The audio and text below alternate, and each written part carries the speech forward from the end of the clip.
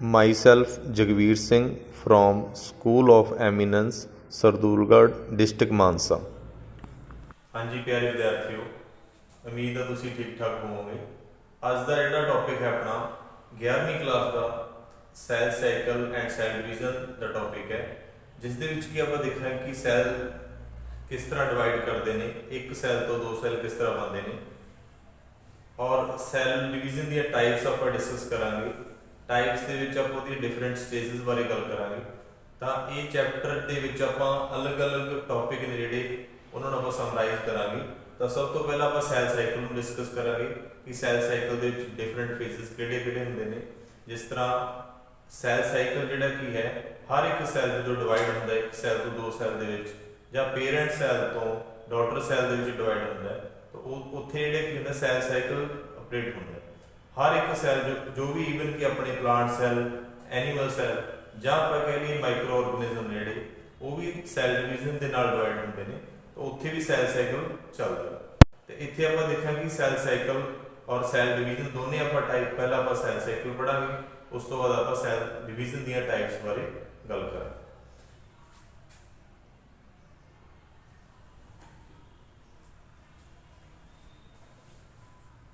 तो जिस तरह आप देखिए कि सब तो पहला बेसिक की गल करते हैं कि what is a cell. Cell is the basic unit of life. Basic unit होने के नाल की है कि जिन्ने भी अपने को ईवन की बॉडी के ह्यूमन बीइंग की गल करिए तो जिन्ने भी अपने को बोन्स ने, स्किन है या पगली ब्लड ने, all are made up of cell. Different type of cells ने थे जिहड़ी कि फर्दर डिवाइड करते रहते हैं टाइम टू टाइम। उन्होंने जो लाइफ टाइम डिस्ट्रॉय भी होंगे रहते हैं, रिपेयर भी होंगे रहते हैं, तो टाइम टू टाइम जो है अपने आप को बनाते रहते हैं। उस तरह आप प्लांट्स की गल करिए तो प्लांट के लीव्स, रूट, स्टैम और फ्लावर ने, ये भी डिफरेंट टाइप ऑफ सैल्स के बने। तो जिन्ने भी ऑर्गेनिज्म ने, चाहे वो अपने प्रोकैरियोट्स ने, चाहे अपने यूकैरियोटिक ने, तो यूकैरियोटिक दे विच भी अपने को सैल डिवीजन उसी तरह ऑपरेट होंदी। तो हम जिस तरह आप देखिए कि सारे जिस तरह ऑर्गेनिज्म ने सब सैल जिहड़े रिप्रोड्यूस करते हैं। रिप्रोड्यूस का मतलब की है कि उन्होंने फर्दर जिन्ना कंटेंट होंगे, आप कह लीए कि DNA कंटेंट है जां उहदे च प्रोटीन कंटेंट है, तो वो भी डबल होंगे बिफोर द सैल डिवीजन। तो उसी तरह जिस तरह यूकैरियोटिक सैल ने डिवाइड होंगे ने, उसी तरह प्रोकैरियोटिक सैल भी डिवाइड होंगे ने अपने को। प्रोकैरियोट दे विच की हुंदा कि प्रॉपर न्यूक्लियस नहीं होंदा, ठीक है। दे हैव सिंगल सर्कुलर क्रोमोसोम। उन्होंने जे आप डिफरेंस की गल करिए प्रोकैरियोट ते और यूकैरियोट दे विच, तो प्रोकैरियोट दे विच जिहड़ा हैगा वैल डिफाइंड न्यूक्लियस नहीं तुहानूं मिलूगा। They have single circular chromosome and prokaryotics ने simply divide their cell into two by binary fission. जिस तरह बाइनरी फिशन दे विच आपां गल करांगे, जिस तरह अमीबा है जां पैरामीशियम है, दोने ऑर्गेनिज्म की ने तीजा दा unicellular organism amoeba and paramecium ने जिहड़े बोथ ये बाइनरी फिशन दे नाल डिवाइड करदे ने। तां की करदे ने, इहनूं आपां एमाइटोसिस भी कहदे ने। एमाइटोसिस दे विच की हुंदा कि ऑर्गेनिज्म जिहड़ा पेरेंट ऑर्गन है वो अनइक्वली डिवाइड होंदा है। अनइक्वली दे विच की कंटेंट एक च वध भी जा सकदा है, एक च घट भी जा सकदा है, तो वो एक जिहड़ी हैगी है अनइवन जी डिवीजन चलदी है, जिन्हों आपां बाइनरी फिशन बोलदे हैं। तो जिस तरह जिहड़ा हैगा फर्दर आपां गल करदे हैं कि क्रोमोसोम के रिलेटेड जे आपां गल करिए, जो सैल डिवीजन को पढ़न तो पहला आप, क्योंकि बेसिक स्ट्रक्चर ये क्रोमोसोम है, क्रोमोसोम के अपने को DNA है, DNA के जीन्स प्रेजेंट ने। तो क्रोमोसोम की है थ्रैड लाइक एक स्ट्रक्चर जिहड़ा हैगा अपने को हुंदा है, जिहदे जीन कैरी हुंदे ने। And different type of chromosome अपने को जिस तरह आप कह लीए हुंदे ने। नंबर ऑफ क्रोमोसोम जिस तरह ह्यूमन बीइंग दे 46 क्रोमोसोम ने, उसी तरह जिहड़े हैगे डिफरेंट ऑर्गेनिज्म दे अलग अलग क्रोमोसोम्स अपने को अवेलेबल।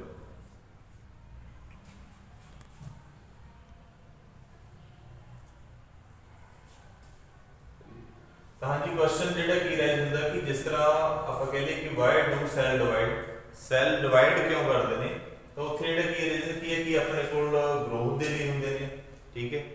सैल जितने भी है ग्रोथ के लिए, जिन्ने भी आप सैल एक तो दो बनते हैं, ग्रोथ हो रही है किसी भी ऑर्गेनिज्म के, चाहे वो प्लांट्स ने, चाहे एनीमल्स ने, चाहे वो माइक्रो ऑर्गेनिज्म ने, तो उत्थे जिहड़ी ग्रोथ हो रही होंगी।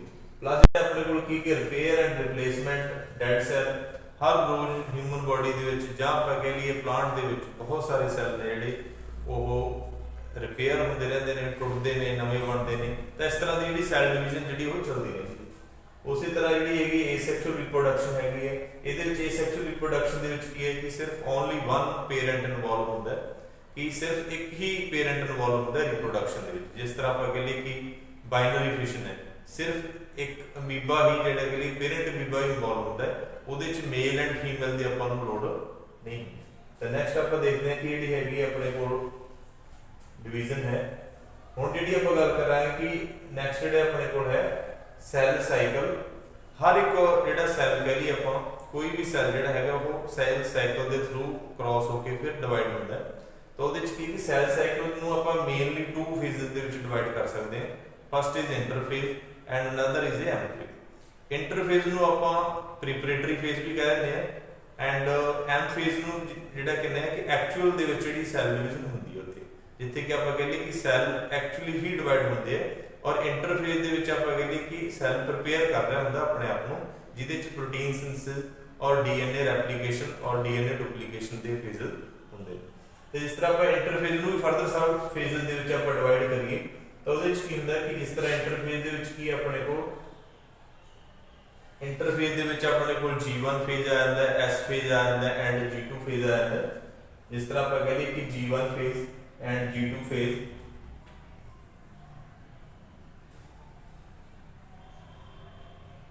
G1 ਫੇਜ਼ ਦੇ ਵਿੱਚ ਆਪਾਂ ਗੱਲ ਕਰੀਏ ਤਾਂ ਇਸ ਤਰ੍ਹਾਂ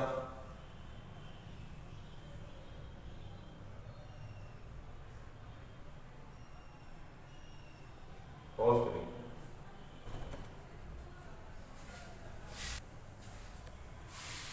ਆਪਾਂ ਗੱਲ ਕਰ ਰਹੇ ਸੀਗੇ ਕਿ interface have sub phases 3 sub phases, ਜਿਹਦੇ ਵਿੱਚ ਕੀ ਸੀਗਾ G1 phase, S phase and G2 phase. G1 S and G2 phase ਇਹ ਫੇਜ਼ਸ ਨੇ ਜਿਹੜੇ ਇੰਟਰਫੇਸ ਦੇ ਹੀ ਸਬ ਫੇਜ਼ਸ ਨੇ, ਜਿਹਦੇ ਵਿੱਚ ਕੀ ਕਰਦਾ ਕਿ ਜਿਹੜਾ ਸੈੱਲ ਹੈ ਉਹ ਆਪਣੇ ਕੰਟੈਂਟ ਨੂੰ ਇਵਨ ਕਿ ਸਾਈਟੋਪਲਾਜ਼ਮ ਔਰ ਡੀਐਨਏ ਔਰ ਪ੍ਰੋਟੀਨ ਨੂੰ ਜਿਹੜਾ ਕਿ ਡਬਲ ਕਰ ਰਿਹਾ ਹੁੰਦਾ ਕਿ ਫਰਦਰ ਡਿਵੀਜ਼ਨ ਇਕੁਅਲੀ ਡਿਵੀਜ਼ਨ ਦੇ ਲਈ, ਕਿਉਂਕਿ ਫਰਦਰ ਜਿਹੜਾ ਸੈੱਲ ਹੈਗਾ ਉਹ ਜਾਂਦਾ ਹੈਗਾ ਆਪਣੇ ਕੋਲ ਐਮ ਫੇਜ਼ ਦੇ ਵਿੱਚ। ਐਮ ਫੇਜ਼ ਦੇ ਵਿੱਚ ਹੀ ਐਕਚੁਅਲੀ ਜਿਹੜੇ ਸੈੱਲ ਨੇ ਜਾਂ ਕ੍ਰੋਮੋਸੋਮਸ ਨੇ ਉਹ ਇਕੁਅਲੀ ਡਿਵਾਈਡ ਹੁੰਦੇ ਨੇ। ਤਾਂ ਹੁਣ ਆਪਾਂ ਟਰਨ ਵਾਈਜ਼ ਜਿਹੜਾ ਫੇਜ਼ ਵਾਈਜ਼ ਆਪਾਂ ਡਿਫਾਈਨ ਕਰਾਂਗੇ। ਜਿਸ ਤਰ੍ਹਾਂ G1 ਫੇਜ਼ ਹੈ, G1 ਫੇਜ਼ ਦੇ ਵਿੱਚ ਕੀ ਹੈ ਕਿ ਗਰੋਥ ਆਫ ਸੈੱਲ ਹੈ, ਡੁਪਲੀਕੇਸ਼ਨ ਆਫ ਆਰਗਨੇਲਿਜ਼ ਹੋ ਰਹੀ ਹੈ। ਡੁਪਲੀਕੇਸ਼ਨ ਆਰਗਨੇਲਿਜ਼ ਵੀ ਜਿੰਨੀਆਂ ਵੀ ਸੈੱਲ ਆਰਗਨੇਲਿਜ਼ ਨੇ, ਚਾਹੇ ਉਹ ਆਪਣੇ ਕੋਲ ਕਹ ਲਈਏ ਪਲਾਂਟ ਸੈੱਲ ਹੈ ਤਾਂ ਕਲੋਰੋਪਲਾਸਟ ਹੈ, ਮਾਈਟੋਕੌਂਡਰੀਆ ਹੈ ਜਾਂ ਗੋਲਗੀ ਬੋਡੀਜ਼ ਹੈ, ਇਸ ਤਰ੍ਹਾਂ ਦੀ ਜਿੰਨੇ ਵੀ ਆਰਗਨੇਲਿਜ਼ ਨੂੰ ਡੁਪਲੀਕੇਟ ਕਰ ਰਹੇ ਡਬਲ ਕਰ ਰਹੇ। ਫਿਰ ਕੀ ਕਰ ਰਹੇ synthesis of protein, protein synthesis ਹੋ ਰਹੀ ਹੈ। ਰਾਈਬੋਸੋਮ ਦੇ ਵਿੱਚ ਜਿਹੜੀ ਹੈਗੀ different type of protein synthesis ਹੋ ਰਹੀ ਹੈ, ਜਿਹੜੀ ਕਿ ਸੈੱਲ ਨੂੰ ਰਿਕੁਆਇਰਡ ਹੈ ਫॉर ਦਾ ਸੈੱਲ ਡਿਵੀਜ਼ਨ। ਨੈਕਸਟ ਜਿਹੜਾ ਹੈਗਾ ਆਪਣੇ ਕੋਲ S ਫੇਜ਼ ਹੈ। S ਫੇਜ਼ ਦੇ ਵਿੱਚ ਕੀ ਐਕਚੁਅਲ ਹੁੰਦਾ ਹੈ ਕਿ ਡੀਐਨਏ ਸਿੰਥੇਸਿਸ ਅਕਰ, ਡੀਐਨਏ ਦੀ ਰੈਪਲੀਕੇਸ਼ਨ ਹੋ ਰਹੀ ਹੈ, ਡੀਐਨਏ ਡਬਲ ਹੋ ਰਿਹਾ ਹੈ। DNA replication result in the duplication of chromosomes, chromosome duplicate ਹੋ ਰਹੇ ਨੇ, ਮੀਨਸ ਡਬਲ ਹੋ ਰਿਹਾ ਕੰਟੈਂਟ।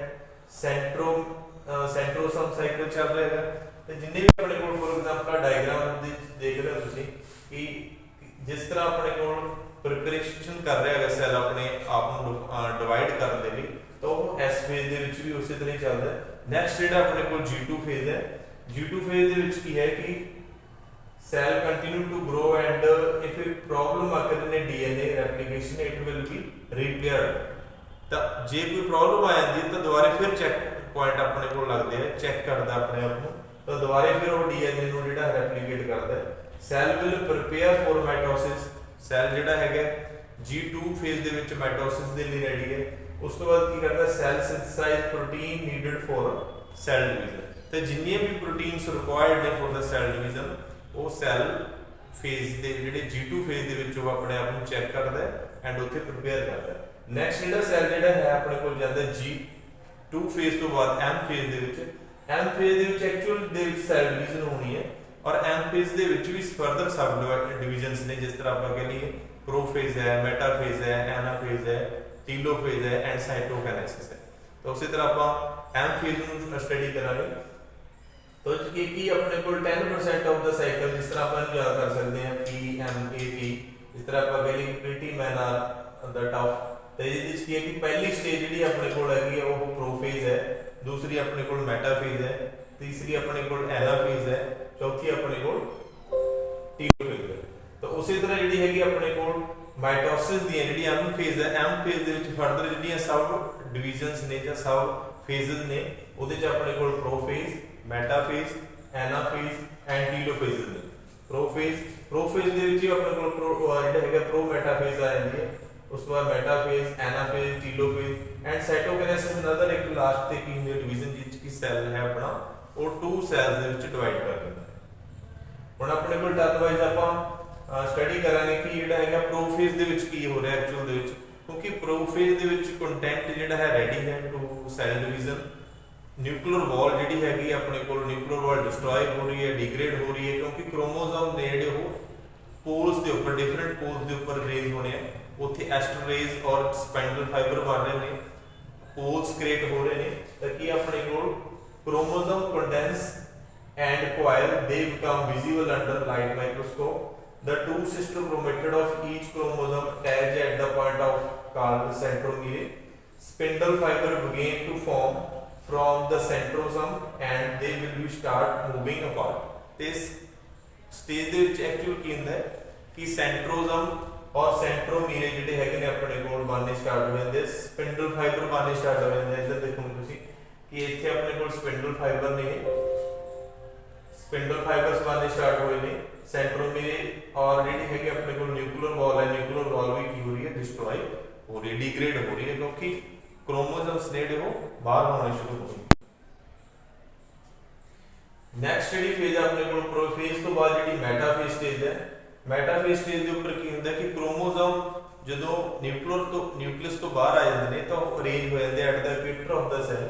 ਤਾਂ ਇਹ ਕੀ ਹੈ, ਇਹ ਇਕੁਏਟਰ ਆਫ ਦਾ ਸੈਲ ਹੈ, these are the poles, ਇਹ poles ਨੇ, poles ਵੱਲ ਜਿਹੜੇ ਹੈਗੇ ਨੇ ਕ੍ਰੋਮੋਸੋਮ ਮੂਵ ਹੋਣਗੇ, these are the esterase, these are the kinetochores, ਇਹਨਾਂ ਨੂੰ kinetochores ਕਹਿੰਦੇ ਆ, ਜਿਹੜੀ ਅਟੈਚ ਨੇ ਐਟ ਦਾ ਸੈਂਟਰੋਮੀਅਰ, ਜਿਹੜੇ ਕਿ ਸੈਂਟਰੋਮੀਅਰ ਦੇ ਨਾਲ ਅਟੈਚ ਨੇ ਉਹਨੂੰ ਆਪਾਂ kinetochores ਬੋਲਦੇ ਆ, these are the esterase, ਜਿਹੜੇ ਸਪਿੰਡਲ ਫਾਈਬਰਸ ਨੇ। ਤਾਂ ਕਿ ਕ੍ਰੋਮੋਸੋਮਸ ਜਿਹੜੇ ਆਪਣੇ ਕੋਲ ਕੀ ਹੋ ਗਏ ਨੇ ਸੈੱਲ ਦੇ ਇਕੁਏਟਰ ਦੇ ਉੱਪਰ ਆ ਗਏ ਨੇ, ਜਿਸ ਫੇਜ਼ ਨੂੰ ਆਪਾਂ ਕੀ ਬੋਲਦੇ ਆ ਮੈਟਾਫੇਜ਼। ਮੀਟ ਇਨ ਦਾ ਮਿਡਲ ਮੀਨਸ ਮਿਡ ਦੇ ਉੱਪਰ, ਸੈੱਲ ਦੇ ਮਿਡ ਦੇ ਉੱਪਰ ਜਿਹੜਾ ਜਦੋਂ ਨਿਊਕਲੀਅਸ ਜਾਂ ਆਪਾਂ ਕਹ ਲਈਏ ਕ੍ਰੋਮੋਸੋਮ ਅਰੇਂਜ ਹੋ ਜਾਂਦੇ ਨੇ ਤਾਂ ਉਸ ਸਟੇਜ ਨੂੰ ਬੋਲਦੇ ਆ ਮੈਟਾਫੇਜ਼। ਤਾਂ ਕੀ ਹੈ, chromosome reach their most highly condensed state, the spindle fiber begin to contract to the centromere of the chromosome which are now arranged along the middle of the spindles। ਤਾਂ ਆਪਣੇ ਕੋਲ ਡਾਇਰੈਕਟ ਆਪਾਂ ਦੱਸਿਆ। ਐਂਡ ਮੋਸਟ ਇੰਪੋਰਟੈਂਟ ਜਿਹੜੀ slide ਜੇ ਤੁਸੀਂ ਜਦੋਂ microscope ਦੇ ਵਿੱਚ ਦੇਖਦੇ ਹੋ different type of cell division ਨੂੰ, ਤਾਂ ਜਾਂ ਈਵਨ ਕਿ ਪ੍ਰੈਕਟੀਕਲ ਪੁਆਇੰਟ ਆਫ View ਤੋਂ ਵੀ, ਤਾਂ ਇਹ ਸਟੇਜ ਬਹੁਤ ਇੰਪੋਰਟੈਂਟ ਹੈ, ਜਿਹਦੇ ਵਿੱਚ ਕੀ ਹੁੰਦਾ ਕਿ ਜਦੋਂ ਆਪਾਂ ਦੇਖਦੇ ਹਾਂ ਕਿ ਮੈਟਾਫੇਜ਼ ਸਟੇਜ ਦੀ ਜਿਹੜੀ ਮੇਨ ਸਿਗਨੀਫੀਕੈਂਸ ਕੀ ਹੈ ਕਿ ਜਦੋਂ ਕ੍ਰੋਮੋਸੋਮ ਨੇ ਸੈੱਲ ਦੇ ਇਕੁਏਟਰ ਦੇ ਉੱਪਰ ਅਰੇਂਜ ਹੋ ਜਾਂਦੇ ਤਾਂ ਉਸ ਸਟੇਜ ਨੂੰ ਆਪਾਂ ਮੈਟਾਫੇਜ਼ ਸਟੇਜ ਕਹਿੰਦੇ ਹਾਂ। ਨੈਕਸਟ ਸਟੇਜ ਜਿਹੜੀ ਆਪਾਂ ਕਹਿੰਦੇ ਹਾਂ ਐਨਾਫੇਜ਼।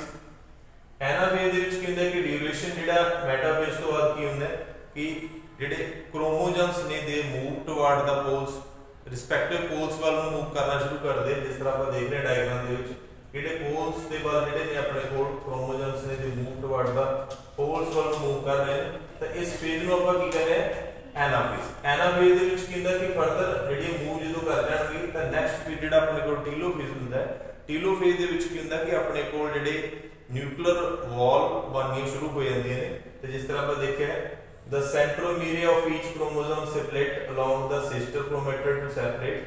The chromatid are then pulled by the spindle fiber toward the opposite side of the cell. Opposite side ਜਿਹੜੀ ਨੇ ਇਹ ਵਾਲੇ ਆਪਣੇ ਕੋਲ these are the two opposite poles, ਇੱਕ ਦੂਜੇ ਦੇ opposite move ਸ਼ੁਰੂ ਕਰਨਗੇ। The two set of chromosome are identical। ਤਾਂ ਦੋ ਸੈੱਟ ਨੇ ਜਿਹੜੇ ਆਪਣੇ ਕੋਲ ਕ੍ਰੋਮੋਸੋਮ ਦੇ these are the identicals, ਔਰ ਆਪਾਂ ਨੇ cleavage furrow start to form। ਤੇ ਇੱਥੇ ਜਿਹੜੇ ਨੇ ਜਦੋਂ ਪਲਾਂਟ ਸੈੱਲ ਦੇ ਵਿੱਚ ਇੱਥੇ cleavage furrow ਵੀ ਬਣਨੀ ਸਟਾਰਟ ਹੋ ਜੂਗੀ, ਜਿੱਥੇ ਕੀ ਹੈ ਕਿ ਆਪਣੇ ਕੋਲ ਜਿੱਥੋਂ ਸੈੱਲ ਪਲੇਟ ਬਣੇਗੀ ਨੈਕਸਟ ਜਦੋਂ ਪਲਾਂਟ ਸੈੱਲ ਦੀ ਗੱਲ ਕਰਾਂਗੇ। ਤਾਂ ਐਨਾਫੇਜ਼ ਸਟੇਜ ਤੋਂ ਬਾਅਦ ਫਰਦਰ ਆਪਣੇ ਕੋਲ ਨੈਕਸਟ ਸਟੇਜ ਹੈਗੀ ਹੈ ਟੀਲੋਫੇਜ਼ ਸਟੇਜ। ਟੀਲੋਫੇਜ਼ ਸਟੇਜ ਦੇ ਵਿੱਚ ਕੀ ਹੁੰਦਾ ਕਿ ਜਿਹੜੇ ਕ੍ਰੋਮੋਸੋਮ ਨੇ ਉਹ ਆਪਣੇ ਰਿਸਪੈਕਟਿਵ ਪੋਲਸ ਵੱਲ ਮੂਵ ਕਰ ਗਏ ਨੇ, ਉਸ ਤੋਂ ਬਾਅਦ ਉੱਥੇ ਨਿਊਕਲੀਅਰ ਵਾਲ ਬਣਨੀ ਸ਼ੁਰੂ ਹੋਊਗੀ। ਤਾਂ ਆਪਣੇ ਦੇਖ ਰਹੇ ਕਿ ਇੱਥੇ ਨਿਊਕਲੀਅਰ ਵਾਲ ਬਣਨੀ ਸਟਾਰਟ ਹੋ ਗਈ ਹੈ ਆਪਣੇ ਰਿਸਪੈਕਟਿਵ ਪੋਲਸ ਦੇ ਉੱਪਰ। ਇੱਥੇ ਆਪਣੇ ਕੋਲ ਸੈੱਲ ਪਲੇਟ ਬਣਨੀ ਸਟਾਰਟ ਹੋਈ ਹੈ। ਇੱਥੋਂ ਜਿਹੜੇ ਕੀ ਹੋਣੇ ਕਿ ਸੈੱਲ ਜਿਹੜੇ ਉਹ ਦੋ ਦੇ ਵਿੱਚ ਡਿਵਾਈਡ ਹੋਣਗੇ, ਇਸ ਤਰ੍ਹਾਂ ਡਿਵੀਜ਼ਨ ਹੋਊਗੀ। ਤਾਂ ਕ੍ਰੋਮੋਸੋਮਸ ਬਿਕਮ ਥਿਨਰ ਹੋ ਗਏ ਨੇ, ਸਪਿੰਡਲ ਫਾਈਬਰ ਡਿਸਅਪੀਅਰ ਹੋ ਗਏ ਨੇ ਆਪਣੇ ਕੋਲ, cytoplasm start dividing by the contractile ring, and at the end of ਜਿਹੜਾ ਕੀ ਹੈ two diploid daughter cell which are identical, ਆ ਦੋਨੇ ਆਇਡੈਂਟੀਕਲ ਨੇ ਕਿਉਂਕਿ ਸੇਮ ਨੰਬਰ ਆਫ ਕ੍ਰੋਮੋਸੋਮ ਜਿਹੜੇ ਨੇ ਰਿਸਪੈਕਟਿਵ ਪੋਲਸ ਪਰ ਮੂਵ ਕਰ ਰਹੇ ਨੇ। ਤਾਂ ਇਹ ਟੀਲੋਫੇਜ਼ ਦੀ ਜਿਹੜੀ ਸਿਗਨੀਫੀਕੈਂਸ ਜਿਹੜੀ ਹੈਗੀ ਹੈ। ਤਾਂ ਟੀਲੋਫੇਜ਼ ਤੋਂ ਬਾਅਦ ਆਪਾਂ ਨੈਕਸਟ ਜਿਹੜੀ ਹੈਗੀ ਆਪਣੇ ਕੋਲ ਸਾਈਟੋਕਾਈਨੇਸਿਸ ਹੈ। ਸਾਈਟੋਕਾਈਨੇਸਿਸ ਦੇ ਵਿੱਚ ਕੀ ਹੁੰਦਾ ਕਿ ਆਪਣੇ ਕੋਲ ਆਰਗੇਨਿਜ਼ਮ ਜਿਹੜਾ ਹੈ ਉਹ ਦੋ ਦੇ ਵਿੱਚ ਡਿਵਾਈਡ ਹੁੰਦਾ, ਜਿਸ ਤਰ੍ਹਾਂ ਇੱਥੇ ਵੀ ਆਪਾਂ ਦੇਖ ਰਹੇ ਹਾਂ ਕਿ ਪਹਿਲਾ ਪ੍ਰੋਫੇਜ਼ ਸੀ, ਮੈਟਾਫੇਜ਼, ਐਨਾਫੇਜ਼, ਟੀਲੋਫੇਜ਼। ਟੀਲੋਫੇਜ਼ ਤੋਂ ਬਾਅਦ ਆਪਾਂ ਜਿਹੜੀ ਹੈਗੀ ਸਾਈਟੋਕਾਈਨੇਸਿਸ ਦੇ ਵਿੱਚ ਦੇਖੀ ਹੈ।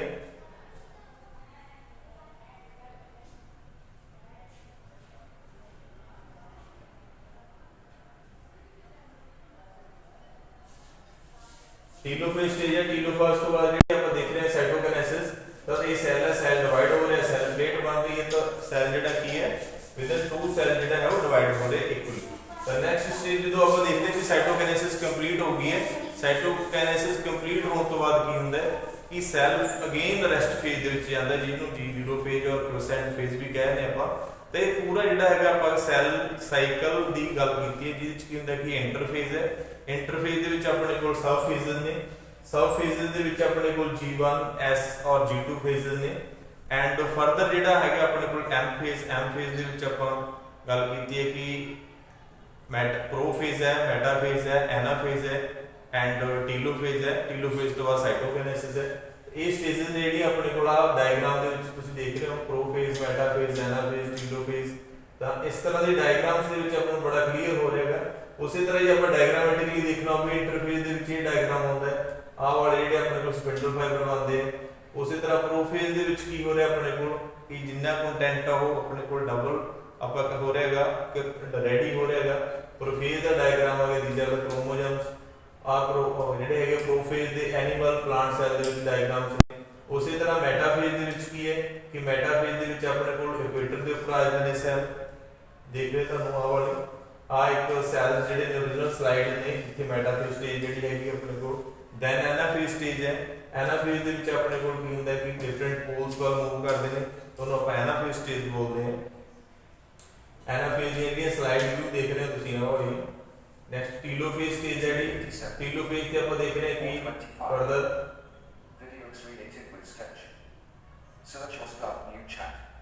ਤਾਂ ਇਹ ਜਿਹੜੀ ਹੈਗੀ ਆਪਣੇ ਕੋਲ ਤਾਂ ਜਿਸ ਤਰ੍ਹਾਂ ਆਪਾਂ ਪੂਰਾ ਓਵਰਵਿਊ ਆਪਾਂ ਦੇਖਿਆ ਸੈੱਲ ਸਾਈਕਲ ਦਾ। ਸੈੱਲ ਸਾਈਕਲ ਦੇ ਵਿੱਚ ਆਪਾਂ ਫਰਦਰ ਸੈੱਲ ਡਿਵੀਜ਼ਨ, ਮਾਈਟੋਸਿਸ ਦੀ ਗੱਲ ਵੀ ਕੀਤੀ ਹੈ। ਤਾਂ ਓਵਰਵਿਊ ਦੇ ਵਿੱਚ ਆਪਾਂ ਦੇਖਿਆ ਕਿ ਇੱਥੇ ਆਪਣੇ ਕੋਲ ਇੰਟਰਫੇਜ਼ ਹੈ। ਇੰਟਰਫੇਜ਼ ਦੇ ਵਿੱਚ ਆਪਣੇ ਕੋਲ G1, S and G2 phases ਨੇ। G1, S and G2 phase, ਇਹਨੂੰ ਆਪਾਂ ਇੰਟਰਫੇਜ਼ ਵੀ ਕਹਿੰਦੇ ਆ ਐਂਡ ਇਹਨੂੰ ਪ੍ਰੀਪਰੇਟਰੀ ਫੇਜ਼ ਵੀ ਬੋਲ ਦਿੰਦੇ ਆ। ਬਹੁਤ ਇੰਪੋਰਟੈਂਟ ਟੌਪਿਕ ਹੈ ਕਿਉਂਕਿ ਇਹ ਟੌਪਿਕ ਜਿਹੜਾ ਹੈਗਾ cell cycle and cell division further +1 ਦੇ ਵਿੱਚ ਵੀ ਹੈ ਔਰ +2 ਦੇ ਵਿੱਚ ਜਿੰਨੇ ਟੌਪਿਕਸ ਨੇ ਜਾਂ ਯੂਨਿਟਸ ਨੇ ਲਾਈਕ ਰਿਪਰੋਡਕਸ਼ਨ ਇਨ ਆਰਗੇਨਿਜ਼ਮ ਔਰ ਜੈਨੇਟਿਕਸ ਆ ਜਾਂਦੀ ਹੈ ਜਾਂ ਬਾਇਓਟੈਕਨੋਲੋਜੀ ਆ ਜਾਂਦੀ ਹੈ, ਉਹਨਾਂ ਦੇ ਵਿੱਚ ਜਿਹੜਾ ਬੇਸਿਕ ਆਪਾਂ ਕਹ ਲਈਏ ਟੌਪਿਕ ਹੈ ਉਹ cell cycle and cell division ਤੇ ਹੀ ਬੇਸਿਸ ਕੰਮ ਕਰਦਾ ਹੈ। ਕਿਉਂਕਿ ਰੀਕੰਬੀਨੇਸ਼ਨ ਤੇ ਕੰਮ ਹੁੰਦਾ ਕਿ ਜਾ ਕੇ ਰਿਪਰੋਡਕਸ਼ਨ ਦੇ ਵਿੱਚ ਰੀਕੰਬੀਨੇਸ਼ਨ, ਕ੍ਰੋਸਿੰਗ ਓਵਰ ਦਾ ਕਨਸੈਪਟ ਹੈ ਇਹਦੇ ਵਿੱਚ, ਠੀਕ ਹੈ, ਸਿਨੈਪਸਿਸ ਦਾ ਕਨਸੈਪਟ ਹੈ ਇਹਦੇ ਵਿੱਚ। ਤਾਂ ਸਾਰਾ ਜਿਹੜਾ ਬੇਸਿਸ ਹੈ ਉਹ +1 ਦੇ ਵਿੱਚ ਹੀ ਹੈ। ਤਾਂ ਬੜਾ ਕਲੀਅਰਲੀ ਆਪਾਂ ਨੂੰ ਸਮਝ ਲੈਣਾ ਚਾਹੀਦਾ ਕਿ ਇਹ ਜਿਹੜਾ ਟੌਪਿਕ ਹੈ ਉਹ ਆਪਣੇ ਕੋਲ +2 ਦੇ ਵਿੱਚ ਬੜਾ ਕੰਮ ਆਉਣ ਵਾਲਾ, ਕਿਉਂਕਿ ਇੱਥੇ ਆਪਾਂ ਰੀਕੰਬੀਨੇਸ਼ਨ ਦੀ ਗੱਲ ਕਰਾਂਗੇ। ਰੀਕੰਬੀਨੇਸ਼ਨ ਦੇ ਨਾਲ ਵੇਰੀਏਸ਼ਨਸ ਆਉਂਦੀਆਂ ਨੇ ਕਿਉਂਕਿ ਜਿੰਨੇ ਆਪਣੇ ਕੋਲ ਸੈੱਲ ਨੇ, ਫੋਰ ਐਗਜ਼ਾਮਪਲ ਹਿਊਮਨ ਬੀਇੰਗ ਹੈ, ਹਿਊਮਨ ਬੀਇੰਗ ਦੇ ਕੋਲ ਹੁਣ 2 ਟਾਈਪ ਆਫ ਸੈੱਲ ਨੇ, ਲਾਈਕ ਸੋਮੈਟਿਕ ਸੈੱਲ ਨੇ ਐਂਡ ਜਰਮ ਸੈੱਲ ਨੇ। ਹੁਣ ਸੋਮੈਟਿਕ ਸੈੱਲ ਦੇ ਵਿੱਚ ਕੀ ਹੁੰਦਾ ਕਿ ਆਪਣੇ ਕੋਲ ਮਾਈਟੋਸਿਸ ਸੈੱਲ ਡਿਵੀਜ਼ਨ ਹੁੰਦੀ ਹੈ। ਮਾਈਟੋਸਿਸ ਨੂੰ ਆਪਾਂ ਜਿਹੜੀ ਹੈਗੀ ਹੈ ਉਹ ਆਪਣੇ ਕੋਲ ਇਕੁਏਸ਼ਨਲ ਡਿਵੀਜ਼ਨ ਵੀ ਕਹਿੰਦੇ ਆ। ਔਰ ਉਸੇ ਤਰ੍ਹਾਂ ਜਿਹੜੀ ਆਪਣੇ ਕੋਲ ਮਿਓਸਿਸ ਹੈ, ਮਿਓਸਿਸ ਜਿਹੜੀ ਆਪਣੇ ਕੋਲ ਜਰਮ ਸੈੱਲ ਦੇ ਵਿੱਚ ਹੁੰਦੀ ਹੈ ਐਂਡ ਮਿਓਸਿਸ ਨੂੰ ਆਪਾਂ ਰਿਡਕਸ਼ਨਲ ਡਿਵੀਜ਼ਨ ਵੀ ਬੋਲਦੇ ਹਾਂ। ਔਰ ਮਿਓਸਿਸ ਦੇ ਵਿੱਚ ਕੀ ਹੁੰਦਾ ਕਿ ਕ੍ਰੋਮੋਸੋਮ ਨੰਬਰ ਹਾਫ ਹੋ ਜਾਂਦੇ ਨੇ ਐਂਡ ਮਾਈਟੋਸਿਸ ਦੇ ਵਿੱਚ ਆਪਾਂ ਕਹਿੰਦੇ ਕ੍ਰੋਮੋਸੋਮ ਨੰਬਰ ਸੇਮ ਹੀ ਰਹਿੰਦੇ ਨੇ। ਤਾਂ ਜਰਮ ਸੈੱਲ ਦੇ ਵਿੱਚ ਲਾਈਕ ਫੋਰ ਐਗਜ਼ਾਮਪਲ ਆਪਾਂ ਕਹਿੰਦੇ ਜਿੰਨੇ ਜਰਮਸ ਐਕਟਿਵ ਸਾਈਟਸ ਨੇ, ਮੇਲ ਦੇ ਵਿੱਚ ਟੈਸਟਿਸ ਦੇ ਵਿੱਚ ਐਂਡ ਫੀਮੇਲ ਦੇ ਵਿੱਚ ਜਿਹੜਾ ਹੈਗਾ ਓਵਰੀ ਦੇ ਵਿੱਚ ਜਿਹੜੀ ਹੈਗੀ ਉਹ ਮਿਓਸਿਸ ਚੱਲਦੀ ਹੈ, ਜਿੱਥੇ ਕਿ ਸਪਰਮੈਟੋਜੈਨਸਿਸ ਐਂਡ ਓਵੋਜੈਨਸਿਸ ਦੋਨੇ ਪ੍ਰੋਸੈਸਿਸ ਚੱਲਦੀਆਂ ਨੇ, ਜਿੱਥੇ ਕਿ ਆਪਣੇ ਕੋਲ ਗੈਮੀਟਸ ਬਣਦੇ ਨੇ। ਔਰ ਗੈਮੀਟਸ ਕੀ ਹੁੰਦੇ ਨੇ, they are ਹੈਪਲੋਇਡ in structure 1n ਹੁੰਦਾ ਹੈ, ਯਾਨੀ ਕਿ ਕ੍ਰੋਮੋਸੋਮ ਨੰਬਰ ਦਾ ਹਾਫ ਹੁੰਦਾ। ਫੋਰ ਐਗਜ਼ਾਮਪਲ 46 ਕ੍ਰੋਮੋਸੋਮ ਨੇ ਤਾਂ 23 ਮੇਲ ਕੋਲ ਹੋਣਗੇ ਕ੍ਰੋਮੋਸੋਮ ਔਰ 23 ਹੀ ਉਹ ਫੀਮੇਲ ਕੋਲ ਹੋਣਗੇ। ਤਾਂ ਦੋਨੋਂ ਜਦੋਂ ਇੱਕ ਦੂਜੇ ਨਾਲ ਫਰਟੀਲਾਈਜ਼ ਕਰਨਗੇ ਤਾਂ ਅਗੇਨ ਉਹ ਡਿਪਲਾਇਡ ਕੰਡੀਸ਼ਨ ਦੇ ਵਿੱਚ ਆਏਗਾ। ਤੇ ਓਵਰਆਲ ਪੂਰਾ ਓਵਰਵਿਊ ਹੈ ਜਿਹਦੇ ਨਾਲ ਆਪਾਂ ਦੇਖਦੇ ਹਾਂ ਕਿ ਸੈੱਲ ਸਾਈਕਲ ਔਰ ਸੈੱਲ ਡਿਵੀਜ਼ਨ ਦੀ ਕਿੱਥੇ ਇੰਪੋਰਟੈਂਸ ਹੈ, ਕਿੱਥੇ ਫਰਦਰ ਯੂਜ਼ ਹੋਣੀ ਹੈ। ਤੇ ਇਹ ਆਪਾਂ ਇੱਕ ਵਾਰੀ ਫਿਰ ਦੇ ਦੇਖ ਲੈਂਦੇ ਹਾਂ ਕਿ ਮਾਈਟੋਸਿਸ ਦੇ ਵਿੱਚ ਆਪਾਂ ਦੇਖਿਆ ਐਮ ਫੇਜ਼ ਦੇ ਵਿੱਚ ਆਪਣੇ ਕੋਲ ਪ੍ਰੋਫੇਜ਼, ਮੈਟਾਫੇਜ਼, ਐਨਾਫੇਜ਼, ਟੀਲੋਫੇਜ਼, ਸਾਈਟੋਕਿਨੇਸਿਸ, ਇਹ ਕੰਪਲੀਟਲੀ ਆਪਣੇ ਕੋਲ ਐਮ ਫੇਜ਼ ਬਣਾਉਂਦਾ ਹੈ। ਐਮ ਫੇਜ਼ ਤੋਂ ਬਾਅਦ ਫਿਰ ਅਗੇਨ ਜਿਹੜਾ ਹੈਗਾ ਸੈੱਲ ਰੈਸਟ ਫੇਜ਼ 'ਚ ਜਾਂਦਾ, ਜਿਹਨੂੰ ਆਪਾਂ ਕਿਊਸੈਂਟ ਫੇਜ਼ ਵੀ ਕਹਿੰਦੇ ਹਾਂ। तो उसी तरह ਜਿਹੜੀ ਆਪਣੇ ਕੋਲ ਇਹ ਫੇਜ਼ ਤੋਂ ਨੈਕਸਟ ਫੇਜ਼ ਜਿਹੜੇ ਆਪਣੇ ਕੋਲ ਮਾਈਟੋਸਿਸ ਫੇਜ਼ ਹੈ। ਮਾਈਟੋਸਿਸ ਦੱਸਿਆ ਤੁਹਾਨੂੰ ਜਿਹੜਾ ਇਕੁਏਸ਼ਨਲ ਡਿਵੀਜ਼ਨ ਕਹਿੰਦੇ ਆ, ਕ੍ਰੋਮੋਸੋਮ ਨੰਬਰ ਇਹਦੇ ਸੇਮ ਰਹਿੰਦਾ ਹੈਗਾ। ਇਹਦੇ 'ਚ ਵੀ ਸੇਮ ਸਟੇजेस ਨੇ, ਪ੍ਰੋਫੇਜ਼, ਮੈਟਾਫੇਜ਼, ਐਨਾਫੇਜ਼, ਟੀਲੋਫੇਜ਼, ਸਾਈਟੋਕਿਨੇਸਿਸ। ਤਾਂ ਸੇਮ ਫੇਜ਼ਸ ਨੇ ਇਹਦੇ ਵਿੱਚ ਵੀ। ਆਪਾਂ ਜਦੋਂ ਸੈੱਲ ਇੱਕ ਪੇਰੈਂਟ ਤੋਂ ਫਰਦਰ ਜਿਹੜਾ ਹੈਗਾ ਆਪਣੇ ਕੋਲ ਡਾਟਰ ਸੈੱਲ ਦੇ 2 ਡਾਟਰ ਸੈੱਲਸ ਬਣਦੇ, ਤਾਂ ਬਹੁਤ ਹੀ ਇੰਪੋਰਟੈਂਟ ਟੌਪਿਕ ਹੈ। ਧਿਆਨ ਨਾਲ ਇਹਨੂੰ ਪੜ੍ਹਨਾਗਾ, ਧਿਆਨ ਨਾਲ ਇਹਨੂੰ ਸੁਣਨਾਗਾ। ਤਾਂ जिस तरह डिफरेंट स्टेजेस ने, मैटाफेज तो दस ही दिता कि इक्वेटर के उपर आ जाते हैं, एनाफेज के उपर रिस्पैक्टिव पोल्स बन जाते हैं, टीलोफेज के उपर अपने को सैल जोड़े ने रिस्पैक्टिव पोल्स के उपर बनते हैं। एंड साइटोकिनेसिस के विच जिहड़ा की हुंदा कि साइटो दे विच जिहड़ा हैगा 2 डॉटर सैल्स बनते हैं, एक पेरेंट तो 2 डॉटर सैल्स बनते हैं। ईवन कि एनीमल सैल दे विच क्लीवेज हुंदी है, क्लीवेज फॉर्म बनती है। प्लांट सैल दे विच सैल प्लेट बनती है। ये डिफरेंस भी है कि प्लांट सैल दे विच सैल प्लेट बनती है जिहड़ी कि 2 एक पेरेंट सैल ਨੂੰ 2 ਡਾਟਰ ਸੈੱਲ ਦੇ ਵਿੱਚ ਡਿਵਾਈਡ ਕਰਦੀ। Daughter cell are genetically identical. ਹੁਣ ਆਹ ਇੰਪੋਰਟੈਂਟ ਪੁਆਇੰਟ ਹੈ ਕਿ daughter cell are genetically identical ਦਾ ਮਤਲਬ ਕਿ ਦੇ ਹੈਵ ਸੇਮ ਜੈਨੇਟਿਕਸ, ਕਿਉਂਕਿ ਪੇਰੈਂਟ ਤੋਂ ਆਏ ਨੇ, ਡਿਵਾਈਡ ਹੋਏ ਨੇ, ਤਾਂ ਉਹਦੇ ਵਿੱਚ ਜਿਹੜੇ ਕੀ ਹੈ ਆਇਡੈਂਟੀਕਲ ਹੋਣਗੇ। ਆਇਡੈਂਟੀਕਲ ਦੇ ਮੀਨਸ ਸੇਮ ਹੋਣਗੇ। ਤਾਂ ਉਮੀਦ ਹੈ ਜਿਹੜਾ ਹੈਗਾ ਆਪਣੇ ਕੋਲ ਇਹ ਟੌਪਿਕ ਤੁਸੀਂ ਕਲੀਅਰਲੀ ਕੀਤਾਗਾ। ਆਪਾਂ ਪ੍ਰੋਪਰਲੀ ਜਿਹੜਾ ਹੈਗਾ ਇੱਕ ਟੌਪਿਕ ਨੂੰ ਕਲੀਅਰ ਕੀਤਾ। ਜਿਸ ਤਰ੍ਹਾਂ ਸੈੱਲ ਸਾਈਕਲ ਤੋਂ ਸਟਾਰਟ ਕੀਤਾ ਸੀ ਆਪਾਂ। ਸੈੱਲ ਸਾਈਕਲ ਦੀ ਆਪਾਂ ਜਿਹੜਾ ਹੈਗਾ ਉਹਦੇ ਫੇਜ਼ਸ ਪੜ੍ਹੇ ਸੀ, ਇੰਟਰਫੇਜ਼, ਐਮ ਫੇਜ਼। ਇੰਟਰਫੇਜ਼ ਦੇ ਆਪਾਂ G1, S and G2 phases ਪੜ੍ਹੇ ਸੀ। ਉਸੇ ਤਰ੍ਹਾਂ ਐਮ ਫੇਜ਼ ਦੇ ਵਿੱਚ ਆਪਾਂ ਪ੍ਰੋਫੇਜ਼, ਮੈਟਾਫੇਜ਼, ਐਨਾਫੇਜ਼, ਟੀਲੋਫੇਜ਼ ਐਂਡ ਸਾਈਟੋਕਿਨੇਸਿਸ ਡਿਸਕਸ ਕੀਤਾ ਸੀ। ਤਾਂ ਸੇਮ ਇਹ ਸੈੱਲ ਸਾਈਕਲ ਆਪਣੇ ਕੋਲ ਜਿਹੜੇ ਮਾਈਟੋਸਿਸ ਤੇ ਮਿਓਸਿਸ 2 ਡਿਵੀਜ਼ਨ ਫਰਦਰ ਚੱਲਦੀਆਂ ਨੇ, ਜਿੱਥੇ ਕਿ ਇਹ ਡਿਵੀਜ਼ਨ ਦਾ ਵਿੱਚ ਫਰਦਰ ਯੂਜ਼ ਹੁੰਦਾ ਹੈ। ਤਾਂ ਐਵਰੀਵੇਅਰ ਜਿਹੜਾ ਆਪਾਂ ਕਹ ਲਈਏ ਕਿ ਚਾਹੇ ਉਹ ਮਾਈਟੋਸਿਸ ਹੈ ਚਾਹੇ ਮਿਓਸਿਸ ਹੈ, ਦੋਨੇ ਜਗ੍ਹਾ ਤੇ ਜਿਹੜੀ ਸੈੱਲ ਸਾਈਕਲ ਆ ਉਹ ਦੋਨਾਂ ਦਾ ਹੀ ਕਾਮਨਲੀ ਜਿਹੜਾ ਚੱਲਦਾ। ਤਾਂ ਇਹ ਉਮੀਦ ਹੈ ਕਿ ਤੁਹਾਨੂੰ ਸਮਝ ਆ ਗਿਆ ਹੋਣਾ ਟੌਪਿਕ। ਤੇ ਬਾਕੀ ਐਗਜ਼ਾਮੀਨੇਸ਼ਨ ਪੁਆਇੰਟ ਆਫ ਵਿਊ ਤੋਂ ਲਾਈਕ ਨੀਟ ਦੇ ਰਿਲੇਟਡ ਬਹੁਤ ਸਾਰੇ ਕੁਐਸਚਨ ਨੇ ਜਿਹੜੇ ਇਸ ਟੌਪਿਕ ਦੇ ਵਿੱਚ ਆਉਂਦੇ ਨੇ। ਤਾਂ ਕਲੀਅਰਲੀ ਇਸ ਟੌਪਿਕ ਨੂੰ ਆਪਾਂ ਕਰਨਾਗਾ। ਸੈੱਲ ਸਾਈਕਲ, ਸੈੱਲ ਡਿਵੀਜ਼ਨ ਔਰ ਉਹਦੀਆਂ ਟਾਈਪਸ ਨੇ ਔਰ ਉਹਦੇ ਫਰਦਰ ਡਿਵੀਜ਼ਨਸ ਨੂੰ ਧਿਆਨ ਦੇ ਨਾਲ ਪੜ੍ਹਦੇ ਹੋਏ ਇਸ ਚੀਜ਼ ਨੂੰ ਨੋਟ ਕਰਨਾ ਹੈ। ਥੈਂਕ ਯੂ ਜੀ ਸਭ।